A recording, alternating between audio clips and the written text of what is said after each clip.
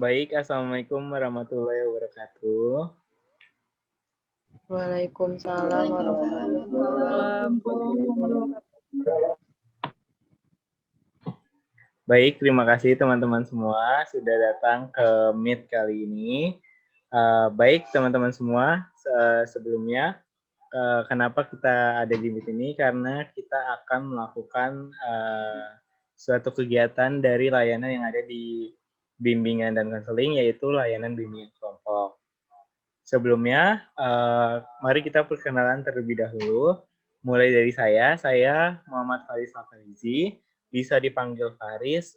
Saya selaku guru BK di pertemuan kali ini. Mungkin selanjutnya yang ingin memperkenalkan diri, silakan.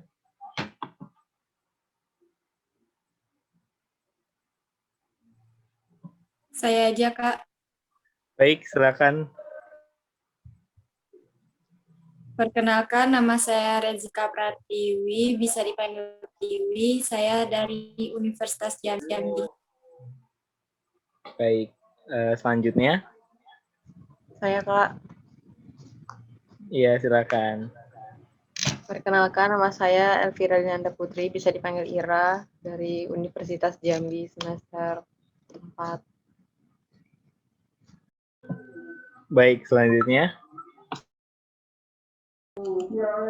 Saya Pak, saya Nada Rifka Yamin dari Institut Transportasi Logistik Jakarta. Baik, selanjutnya. Saya Kak. Saya Nanda Jula Yamin, bisa dipanggil Nanda dari Universitas Brawijaya. Baik, selanjutnya yang terakhir.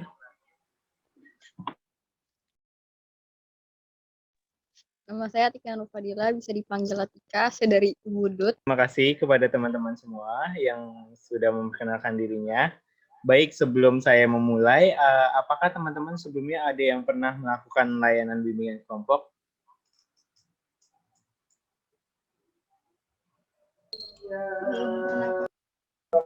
Belum, Kak. Oh, belum ya. Belum, Kak. Baik, karena rata-rata dari peserta semua yang ada di sini belum pernah melakukan layanan bimbingan kelompok, saya akan jelaskan terlebih dahulu apa itu layanan bimbingan kelompok. Nah, layanan bimbingan kelompok ini adalah suatu kegiatan dari layanan bimbingan dan konseling yang dimana di dalam kegiatan tersebut terdapat sebuah kelompok yang beranggotakan 5-8 orang. Nah, seperti yang kita lakukan saat ini, di mana kita akan berdiskusi, berbicara di dalam kegiatan ini yang menggunakan dinamika kelompok tersebut. Nah, di dalam layanan bimbingan kelompok ini terdapat beberapa asas yang ada di layanan bimbingan kelompok. Yang pertama itu ada asas kerahasiaan, ada asas keterbukaan, dan ada asas kesukarelaan. Atas asas kerahasiaan ini, teman-teman yang ada di dalam sini tenang saja apabila ada percakapan yang sifatnya itu rahasia dan teman-teman tidak boleh memberitahukan informasi yang ada di dalam layanan bimbingan kelompok ini keluar dari anggota kelompok yang ada di dalam ruangan Zoom ini. Lalu ada asas keterbukaan, teman-teman di sini saling terbuka untuk mengungkapkan pendapatnya, dan asas kesukarelaan ini di mana teman-teman semua secara sukarela untuk mengikuti kegiatan ini. Sebelumnya, apakah teman-teman sudah sukarela mengikuti kegiatan ini? Sudah. Oke, kalau sudah semua, alhamdulillah. Baik, mari kita mulai terlebih dahulu kegiatan bimbingan kelompok ini, yaitu saya akan memberikan topik bebas, yaitu dampak dari saya tanya dulu deh ke teman-teman, ada beberapa opsi, yaitu dampak dari dampak positif dan negatif sosial media dan dampak pacaran. Teman-teman pilih yang mana nih? Yang pertama aja, Kak. Gimana yang lain? Setuju yang pertama? Setuju. Baik, terima kasih. Baik, kita akan membahas dampak positif dan dampak negatif dari sosial media ya. Oke, sebelumnya di sini saya mau tanya terlebih dahulu. Siapa di sini yang tahu apa itu sosial media? Mungkin ada yang mau jawab, silakan acungkan tangannya. Ada yang mau memberikan pendapatnya?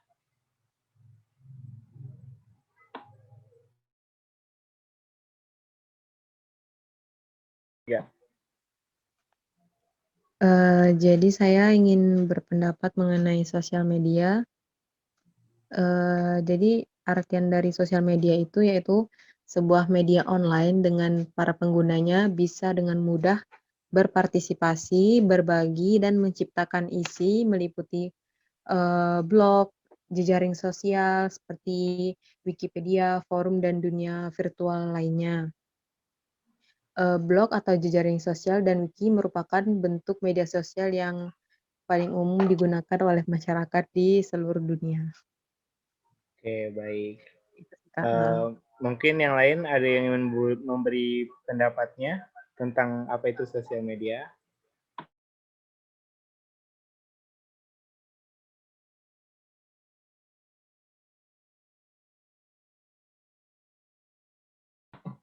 Kalau menurut saya, sosial media itu tempat berbagi informasi secara Oke. garis besarnya. Berbagai informasi ya. Jadi bisa dapat Bapak simpulkan atau saya simpulkan, sosial media itu adalah berbagai macam kegiatan atau suatu alat komunikasi mungkin ya, yang digunakan oleh individu-individu yang di zaman sekarang tentunya sosial media itu sangat hype banget. Nah, seperti yang tadi Ira bilang, sebagai alat komunikasi juga, terus sempat memberikan informasi, dan segala-galanya. Baik, kalau dari teman-teman sendiri, sosial media teman-teman yang biasanya gunakan itu apa aja? Mungkin ada yang mau jawab?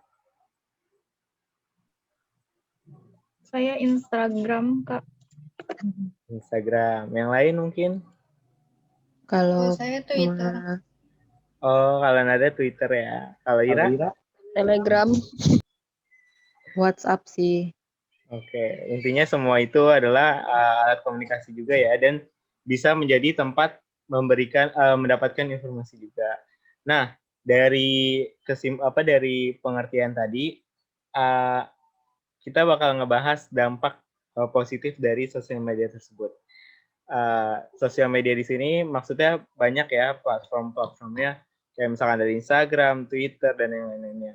Nah, kalau dari dampak positif dari sosial media tersebut apa aja sih? Mungkin teman-teman ada yang mau memberikan pendapatnya. Saya mau jawab, Kak. Baik, silakan kepada Nanda. Kalau positifnya, kita mudah mendapatkan informasi. Penyebaran informasi cepat gitu, Kak, menurut saya. Oke, penyebaran informasi itu dengan secepat banget gitu ya. Kadang berita dari seluruh dunia pun kita bisa dapetin dengan cepat gitu ya. Mungkin ada yang lain dari sisi positif sosial media yang ingin berpendapat? Kalau menurut saya bisa berkomunikasi dengan orang yang sangat jauh, Pak. Oke. Berarti sisi positifnya salah satunya juga menjadi alat komunikasi jauh gitu ya, alat komunikasi yang dimana individu ini tuh berjauhan tapi tetap masih bisa berkomunikasi gitu ya. Mungkin yang lain ada lagi dampak dari positifnya? Dampak positifnya menurut saya sih kalau sekarang tuh lebih ke informasi atau berita yang ada di dunia, misalnya kayak media sosial itu lebih dulu dibanding berita-berita yang ada di televisi gitu. Soalnya kan sekarang itu media sosial itu kayak lebih hype gitu daripada televisi. Jadi orang nggak banyak yang nonton televisi lagi, berita di televisi. Intinya tuh ya gitu. Jadi ya intinya dari kesimpulan pendapat teman-teman semua, dampak positif dari sosial media itu adalah cepatnya kita mendapatkan sebuah informasi gitu ya. Iya. Ya, mungkin selain informasi nih, mendapatkan informasi yang jauh lebih cepat, ada lagi nggak sisi positif dari sosial media ini? Mungkin dari segi dunia bisnis atau apapun, mungkin teman-teman ada yang tahu apa sih sisi positif dari sosial media ini? Khususnya Oh iya, di... Digital marketing berkembang, Kak, menurut saya. Oke, boleh dijelaskan nggak maksud dari digital marketingnya itu yang berkembang itu seperti apa? Iya, jadi kalau misalkan dulu terbatas pada sistem marketing yang biasa gitu, di toko-toko gitu, langsung penyebarannya pakai brosur. Kalau sekarang via sosial media aja itu udah bisa langsung tersebar gitu marketingnya. Gitu. Baik, berarti dari segi bisnis itu sosial media ini bisa menjadi tempat untuk berbisnis yang jauh lebih baik gitu kali ya, maksudnya. Oke, jadi tempat bisnis juga dan sebagai digital marketing yang jauh lebih baik juga. Oke, dari sisi positifnya, mungkin ada lagi yang mau menambahkan selain yang tadi sudah diberikan pendapatnya teman-teman? Baik, kalau tidak ada, jadi bisa saya simpulkan kalau sosial media ini sebagai tempat informasi dari kita bisa mendapatkan sebuah informasi itu dengan cepat dan juga sebagai tempat berjualan juga kali ya, mungkin digital marketing yang seperti tadi saudari Nanda bilang, kita tuh bisa jauh lebih mengembangkan bisnis yang kita punya itu menjadi lebih baik, khususnya di dunia digital atau sosial media ini. Mungkin dari sisi positifnya ada dua tadi itu, yaitu informasi dan dari segi bisnisnya. Nah, kalau dari sisi negatifnya atau dampak negatifnya, teman-teman ada yang tahu nggak dampak negatif dari sosial media itu apa aja? Mungkin ada yang mau menjawab? Oke, Nanda raise hand. Mic-nya mati. Maaf ya, mic-nya mati. Menurut saya negatifnya itu ada pencurian data. Itu jadi data mudah tersebar dengan mudah. Kemudian banyak penipuan dan penyebaran hoax termasuk juga bullying yang menggunakan hate speech di sosial media. Jadi dampaknya itu ada yang pertama tadi apa? Pencurian data ya. Iya, betul. Pencurian data, terus ada berita hoax atau berita palsu, terus ada cyberbullying juga kali ya. Cyberbullying dan cyberbullying yang menggunakan hate speech gitu ya, atau kata-kata kebencian gitu. Mungkin ada yang lain selain yang tadi Nanda berikan? Dampak negatif dari sosial media, teman-teman yang mau berpendapat?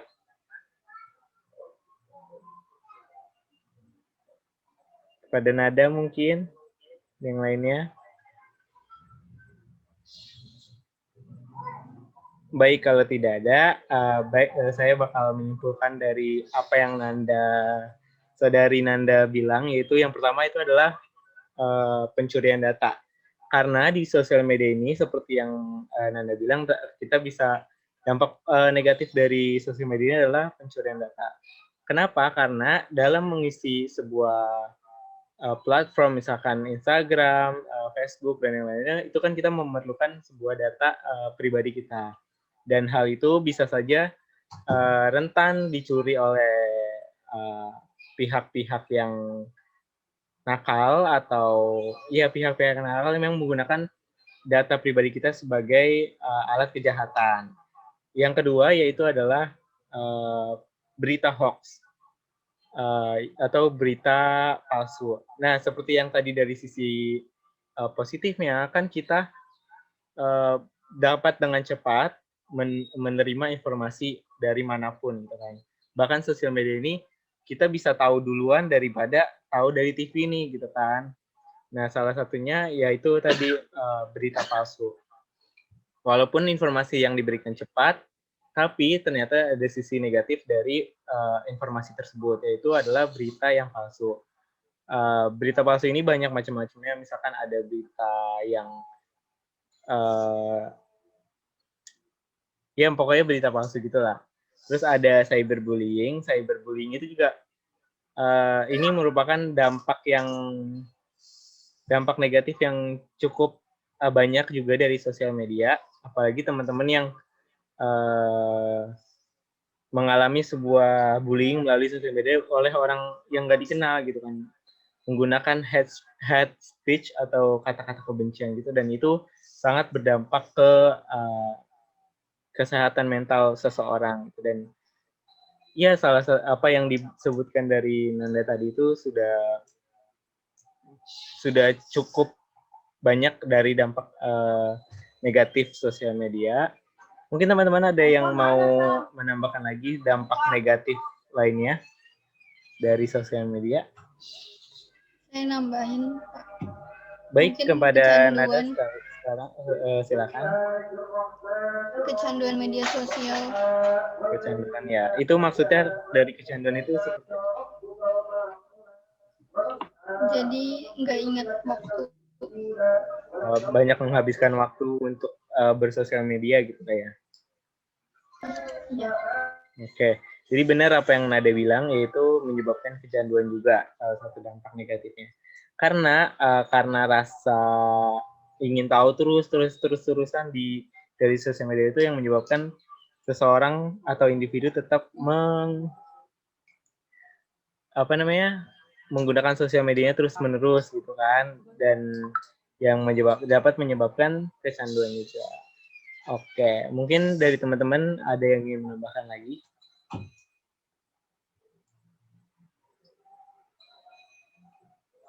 Baik, kalau tidak ada, mungkin kegiatan kita kali ini sudah selesai mungkin ya, karena teman-teman semua sudah paham dari dampak positif dan negatifnya sosial media. Terima kasih kepada teman-teman yang sudah memberikan pendapatnya. Dan sebelum kita mengakhiri kegiatan kali ini, saya punya sedikit ice breaking, yaitu sebuah kegiatan untuk melakukan fokus kita nih pada hari ini. Mungkin teman-teman ada yang belum fokus atau apa. Jadi nama permainannya itu adalah ice breakingnya itu adalah lakukan apa yang saya katakan, jangan lakukan apa yang kalian lakukan apa yang saya katakan, jangan lakukan apa yang kalian lihat. Teman-teman ada yang paham maksudnya? Paham semuanya? Paham, Kak? Paham. Baik. Kalau saya bilang pegang hidung, kalian semua harus pegang hidung. Tapi kalau kalian harus fokus ngelihat saya, oke? Okay? Kalau saya bilang pegang mulut, teman-teman harus pegang mulut. Tapi teman-teman harus tetap fokus melihat saya, oke? Okay? Oke, tangannya di bawah dulu semua. 1, 2, 3. Pegang mata.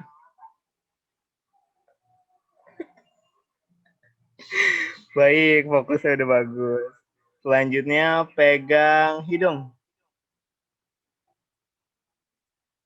Oke. Selanjutnya pegang kuping.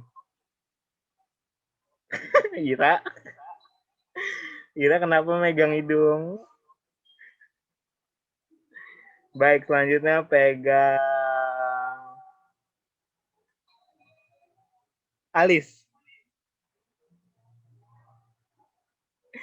Oke, semuanya sekarang fokusnya udah bagus sekali. Ternyata teman-teman semua di sini mengikuti dalam keadaan fokus yang luar biasa. Dan untuk mengakhiri kegiatan ini, saya pengen dengar dulu kesan dan pesan dari teman-teman semua. Mungkin ada yang mau memberikan kesan dan pesannya dalam kegiatan kali ini. Siapa yang mau memberikan kesan dan pesannya?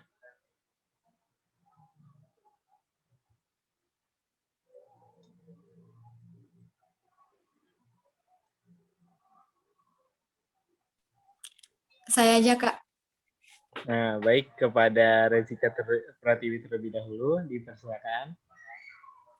Pesan dan kesannya dalam kegiatan seperti ini tentunya sangat positif, terus menambah wawasan juga menambah pertemanan baru. Seperti itu, Kak, kurang lebihnya.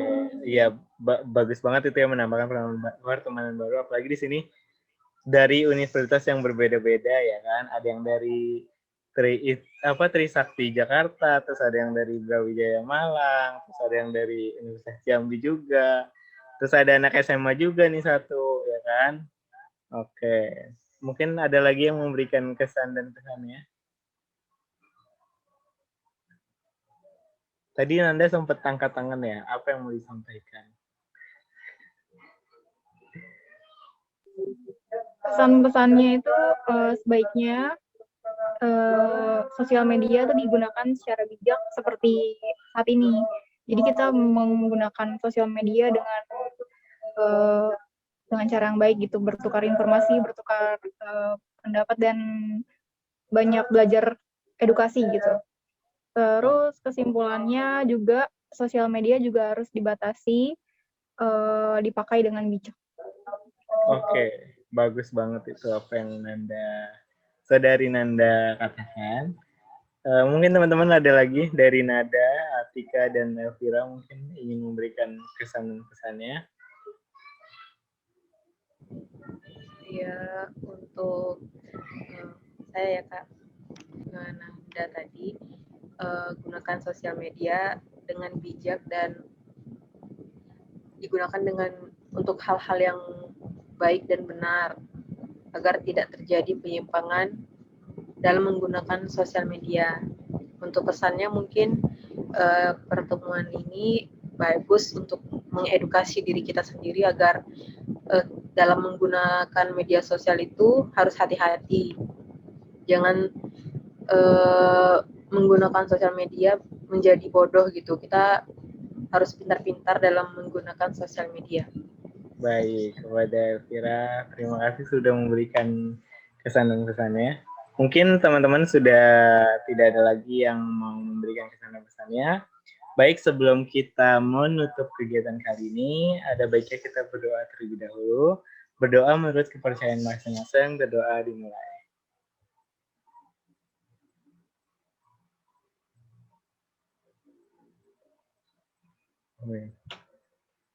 Baik, berdoa selesai. Terima kasih kepada teman-teman yang sudah memberikan waktunya, sudah mau bergabung ke dalam Zoom ini, kegiatan layanan bimbingan kelompok ini. Semoga tidak bosan untuk mengikuti layanan bimbingan kelompok lainnya di layanan bimbingan kelompok selanjutnya. Nanti kalau ada layanan bimbingan kelompok lagi, saya bakalan ajak, tenang aja. Dan terima kasih atas waktunya. Wassalamualaikum warahmatullahi wabarakatuh. Waalaikumsalam warahmatullahi wabarakatuh. Terima kasih, Kak. Terima kasih. Terima kasih.